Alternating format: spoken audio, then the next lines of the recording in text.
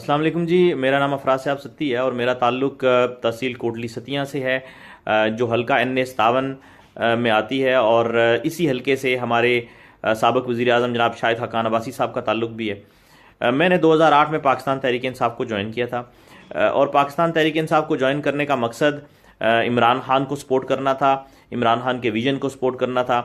मैं समझता हूँ कि इमरान खान जो है वो एक ऐसा लीडर है जिसको हमारी सुप्रीम अदालत ने सादिक और अमीन करार दिया है।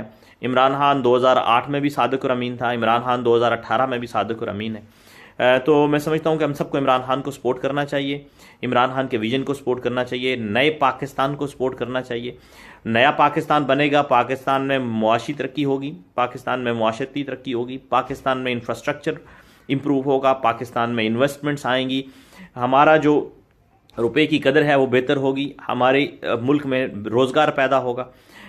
और ये सब करने के लिए हमें किसी नेक, किसी ईमानदार शख्स की ज़रूरत है और वो ईमानदार शख्स करंट पॉलिटिकल सेटअप में सिर्फ इमरान खान